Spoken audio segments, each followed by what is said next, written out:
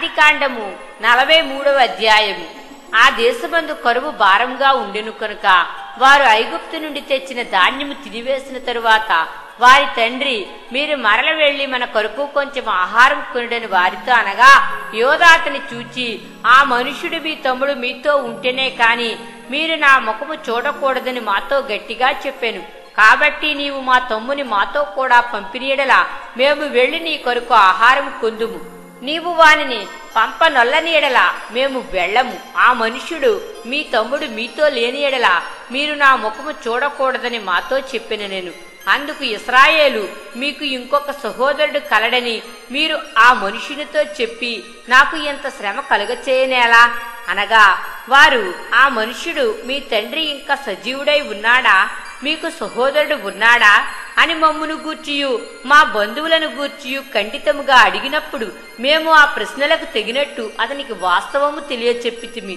మీ సహోదరుని తీసుకుని రండని అతడు చెప్పునని మాకెట్లు తెలియననిది. యోధా తన తండ్రి అయిన ఇశ్రాయేలును చూచి, ఆ చిన్నవాణిని నాతో కూడా పంపుము, మేము లేచి వెళ్ళుదుము. అప్పుడు మేమే కాదు, నీవును మా పిల్లలను చావక బ్రతుకుదుము. నేను అతన్ని గూర్చి పూటపడుదును, నీవు అతన్ని గూర్చి నన్ను అడగవలెను. నేను అతన్ని తిరిగి నీ యొద్దకు తీసుకుని వచ్చి నీ ఎదుట నిలవబెట్టనీయడలా ఆ నింద నా మీద ఎల్లప్పుడూ ఉండును. మాకు తడవు కాకపోయినీడలా ఈ పాటికి రెండో మారు తిరిగి వచ్చి ఉందుమని చెప్పగా, వారి తండ్రి అయిన ఇశ్రాయేలు వారితో, అట్లయినా మీరిలాగు చేయుడి. ఈ దేశమందు ప్రసిద్ధములైనవి అనగా కొంచెము మస్తకి, కొంచెము తేనె, సుగంధ ద్రవ్యములు, బోళము, పిస్తాచకాయలు, బాదము కాయలు మీ గోనెలలో వేసుకొని ఆ మనుష్యునికి కానుకగా తీసుకుని పోవుడి. రెట్టింపు రోకలు మీరు తీసుకొనుడి. మీ గోనెల మూతిలో ఉంచబడి తిరిగి వచ్చిన రోకలు కూడా చేత పట్టుకుని పోయి మరల ఇచ్చివేయుడి. ఒకవేళ అది పొరబాటై ఉండును. మీ తమ్ముని తీసుకొని లేచి ఆ మనుషుని యొద్దకు తిరిగి వెళ్ళుడి. ఆ మనుష్యుడు మీ ఇతర సహోదరుని బెన్యామీనును మీకు అప్పగించినట్లు సర్వశక్తుడైన దేవుడు ఆ మనుషుని ఎదుట మిమ్మును కరుణించునుగాక. నేను పుత్రహీనుడనై ఉండవలసిన ఎడల పుత్రహీనుడనగుదునని వారితో చెప్పెను. ఆ మనుషులు ఆ కానుకను తీసుకుని చేతులలో రెట్టింపు రోకలను తమ వెంట బెన్యామీనును తీసుకుని లేచి ఐగుప్తునకు వెళ్లి యోసేపు ఎదుట నిలిచిరి. యోసేపు వారితో ఉన్న బెన్యామీనును చూచి తన గృహ నిర్వాహకునితో, ఈ మనుషులను ఇంటికి తీసుకుని పోయి ఒక వేటను కోసి వంట సిద్ధము చేయించుము. మధ్యాహ్నమందు ఈ మనుషులు నాతో భోజనము చేయుదురని చెప్పాను. యోసేపు చెప్పినట్లు అతడు చేసి ఆ మనుషులను యోసేపు ఇంటికి తీసుకుని పోయాను. ఆ మనుషులు యోసేపు ఇంటికి రప్పింపబడినందున వారు భయపడి, మొదట మన గోనెలలో తిరిగి పెట్టబడిన రోకల నిమిత్తము అతడు మన మీదికి అకస్మాత్తుగా వచ్చి మీదపడి మనలను దాసులుగా చెరపట్టి మన గాడిదలను తీసుకొనుటకు లోపలికి తెప్పించననుకునేది. వారు యోసేపు గృహ నిర్వాహకుని యొద్దకు వచ్చి ఇంటి ద్వారమున అతనితో మాట్లాడి, అయ్యా, ఒక మనవి, మొదట మేము ఆహారం కోరుటకే వచ్చితిమి. అయితే మేము దిగిన చోటికి వచ్చి మా గోనెలను విప్పినప్పుడు ఇదిగో మా రోకలు తూనికకు సరిగా ఎవరి రోకలు వారి గోనెమూతిలో ఉండెను. అవి చేత పట్టుకుని వచ్చితిమి. ఆహారం కొరుటకు మరి రోకలను తీసుకుని వచ్చితిమి. మా రోకలను మా గోనెలలో ఎవరు వేసిరో మాకు తెలియదని చెప్పిరి. అందుకతడు, మీకు క్షేమమగునుగాక, భయపడకుడి. మీ పితరుల దేవుడైన మీ దేవుడు మీకు మీ గోనెలలో ధనమిచ్చెను. మీ రోకలు నాకు ముట్టినవని చెప్పి షిమియోనును వారి యొద్దకు తీసుకుని వచ్చెను. ఆ మనుష్యుడు వారిని యోసేపు ఇంటికి తీసుకుని వచ్చి వారికి నీళ్లియ్యగా వారు కాళ్లు కడుగుకొనిరి. మరియు అతడు వారి గాడిదలకు మేత వేయించెను. అక్కడ తాము భోజనము చేయవలెనని వినిరి కనుక మధ్యాహ్నమందు యోసేపు వచ్చు వేళకు తమ కానుకను సిద్ధము చేసిరి. యోసేపు ఇంటికి వచ్చినప్పుడు వారు తమ చేతులలో ఉన్న కానుకను ఇంటిలోనికి తెచ్చి అతనికిచ్చి అతనికి నేలను సాగిలపడిరి. అప్పుడు, మీరు చెప్పిన ముసలివాడైన మీ తండ్రి క్షేమముగా ఉన్నాడా, అతడు ఇంకా బ్రతికి ఉన్నాడా అని వారి క్షేమ సమాచారం అడిగినందుకు వారు, నీ దాసుడైన మా తండ్రి ఇంకా బ్రతికి ఉన్నాడు, క్షేమముగా ఉన్నాడని చెప్పి వంగి సాగిలపడిరి. అప్పుడు అతడు కన్నులెత్తి తన తల్లి కుమారుడును తన తమ్ముడైన బెన్యామీనును చూచి, మీరు నాతో చెప్పిన మీ తమ్ముడు ఇతడేనా అని అడిగి, నా కుమారుడా, దేవుడు నిన్ను కరుణించునుగాక అనెను. అప్పుడు తన తమ్ముని మీద యోసేపునకు ప్రేమ పొర్లుకుని వచ్చెను గనుక అతడు త్వరపడి ఏడ్చుటకు చోటు వెతకి లోపలి గదిలోనికి వెళ్లి అక్కడి ఏడ్చెను. అప్పుడు అతడు ముఖము కడుగుకొని వెలుపలికి వచ్చి తన్ను తాను అణుచుకొని భోజనము వడ్డించుడని చెప్పాను. అతనికిని వారికిని అతనితో భోజనము చేయుచున్న ఐగుప్తీయులకును వేరువేరుగా వడ్డించిరి. ఐగుప్తీయులు హెబ్రీయులతో కలిసి భోజనము చేయరు, అది ఐగుప్తీయులకు హేయము. జ్యేష్ఠుడు మొదలుకుని కనిష్ఠుని వరకు వారు అతని ఎదుట తమ తమ ఈడు చొప్పున కూర్చుండిరి గనుక ఆ మనుష్యులు ఒకని వైపు ఒకడు చూచి ఆశ్చర్యపడిరి. మరియు అతడు తన ఎదుట నుండి వారికి వంతులెత్తి పంపెను. బెన్యామీను వంతు వారందరి వంతుల కంటే 5 అంతలు గొప్పది. వారి విందు ఆరగించి అతనితో కలిసి సంతుష్టిగా తాగిరి.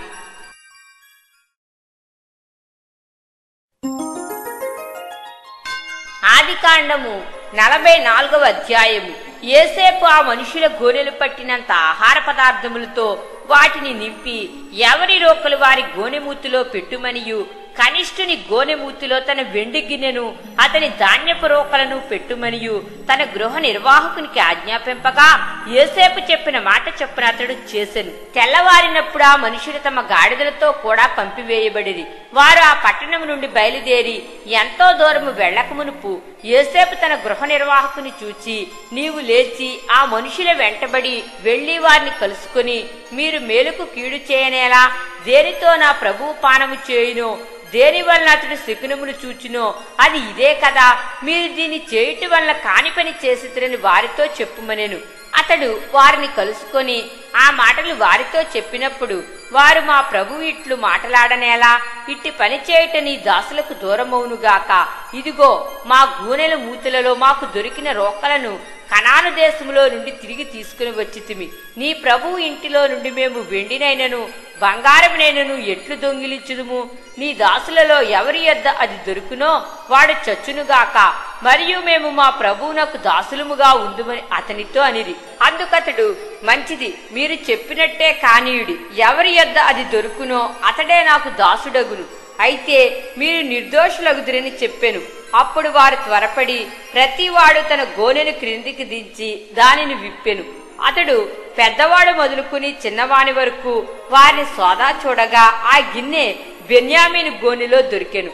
కావున వారు తమ బట్టలు చింపుకొని ప్రతివాడు తన గాడిదల మీద గోనెలు ఎక్కించుకొని తిరిగి పట్టణమునకు వచ్చిరి.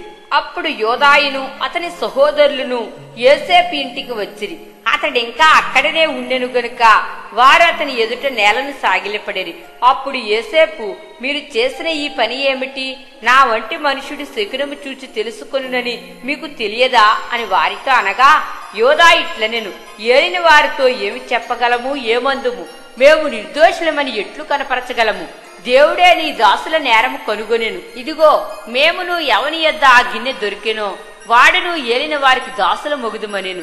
అందుకతడు, అట్లు చేయుట నాకు దూరమవునుగాక. ఎవని చేతిలో ఆ గిన్నె దొరికెనో వాడే నాకు దాసుడుగా ఉండును. మీరు మీ తండ్రి యొద్దకు సమాధానముగా వెళ్ళుడని చెప్పగా యోదా అతని సమీపించి, ఏలినవాడా, ఒక మనవి, ఒక మాట ఏలిన వారితో తమ దాసుని చెప్పుకొననిమ్ము. తమ కోపము తమ దాసుని మీద రౌలు కొననీయకము. తమరు ఫరో అంతవారు కదా. ఏలినవాడు మీకు తండ్రి అయినను సహోదరుడైనను ఉన్నాడా అని తమ దాసులను అడిగాను. అందుకు మేము, మాకు ముసలివాడైన తండ్రియు అతని ముసలితనమున పుట్టిన ఒక చిన్నవాడును ఉన్నారు. వాని సహోదరుడు చనిపోయెను. వాని తల్లికి వాడొక్కడే మిగిలి ఉన్నాడు. వాని తండ్రి వానిని ప్రేమించుచున్నాడని చెప్పితిమి. అప్పుడు తమరు, నేనతని చూచుటకు అతన్ని నా యొద్దకు తీసుకుని రండని తమ దాసులతో చెప్పితిరి. అందుకు మేము, ఆ చిన్నవాడు తన తండ్రిని విడువలేడు. వాడు తన తండ్రిని విడిచినీడలా వాని తండ్రి చనిపోవునని ఏలిన వారితో చెప్పితిమి. అందుకు తమరు, మీ తమ్ముడు మీతో రాని ఎడలా మీరు మరల నా ముఖము చూడకూడదని తమ దాసులతో చెప్పితిరి. కాబట్టి నా తండ్రి అయిన తమ దాసుని యొద్దకు మేము వెళ్లి ఏలిన వారి మాటలను అతనికి తెలియచేసితిమి. మా తండ్రి, మీరు తిరిగి వెళ్లి మన కొరకు కొంచెం ఆహారం కొనుక్కుని రెడ్డని చెప్పినప్పుడు మేము అక్కడికి వెళ్లలేము. మా తమ్ముడు మాతో కూడా ఉండిన ఎడల వెళ్ళుదము. మా తమ్ముడు మాతో ఉంటేనే కాని ఆ మనుషుని ముఖము చూడలేమని చెప్పితిమి. అందుకు తమ దాసుడైన నా తండ్రి నా భార్య నాకిద్దరిని కనినని మీరెరుగుదురు. వారిలో ఒకడు నా యొద్ద నుండి వెళ్లిపోయెను. అతడు నిశ్చయముగా దుష్టమృగముల చేత చేల్చబడిన అనుకొంటిని. అప్పటి నుండి అతడు నాకు కనబడలేదు. మీరు నా ఎదుట నుండి ఇతన్ని తీసుకొని పోయిన తరువాత ఇతనికి హాని సంభవించినెడలా నెరసిన వెంట్రుకలు గల నన్ను మృతుల లోకములోనికి దుఃఖముతో దిగిపోవునట్లు చేయుదురని మాతో చెప్పెను. కావున తమ దాసుడైన నా తండ్రి యొద్దకు నేను వెళ్ళినప్పుడు ఈ చిన్నవాడు మా యొద్ద లేని ఎడల అతని ప్రాణము ఇతని ప్రాణముతో పెనవేసుకుని ఉన్నది కనుక ఈ చిన్నవాడు మా యొద్ద లేకపోవుట అతడు చూడగానే చనిపోవును. అట్లు తమ దాసులమైన మేము నెరసిన వెంట్రుకలు గల తమ దాసుడైన మా తండ్రిని మృతుల లోకములోనికి దుఃఖముతో దిగిపోవునట్లు చేయుదుము. తమ దాసుడనైన నేను ఈ చిన్నవాణిని గూర్చి నా తండ్రికి పూటపడి నీ యొద్దకు నేను అతన్ని తీసుకుని రానియడలా నా తండ్రి దృష్టియందు ఆ నింద నా మీద ఎల్లప్పుడూ ఉండినని చెప్పి తిని. కాబట్టి తమ దాసుడనైన నన్ను ఈ చిన్నవానికి ప్రతిగా ఏలిన వారికి దాసునిగా ఉండనిచ్చి ఈ చిన్నవాణి తన సహోదరులతో వెళ్ళనిమ్ము.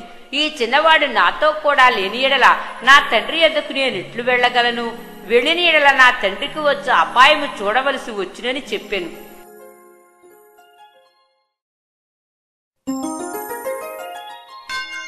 ఆదికాండము 45వ అధ్యాయము.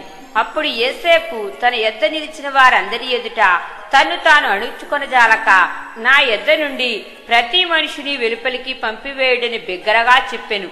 యోసేపు తన సహోదరులకు తన్ను తాను తెలియచేసుకున్నప్పుడు ఎవరునూ అతని యొద్ద నిలిచి ఉండలేదు. అతడు ఎలుగెత్తి ఏడవగా ఐగుప్తీయులను ఫరో ఇంటివారును వినిరి.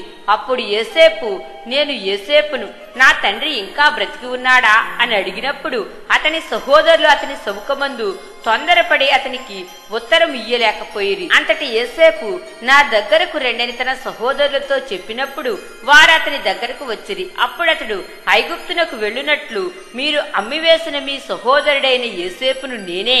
అయినను నేను ఇక్కడికి వచ్చినట్లు మీరు నన్ను అమ్మివేసినందుకు దుఃఖపడకుడి. అది మీకు సంతాపము పుట్టింపనీయకుడి. ప్రాణరక్షణ కొరకు దేవుడు మీకు ముందుగా నన్ను పంపించెను. 2 సంవత్సరముల నుండి కరువు దేశములో ఉన్నది.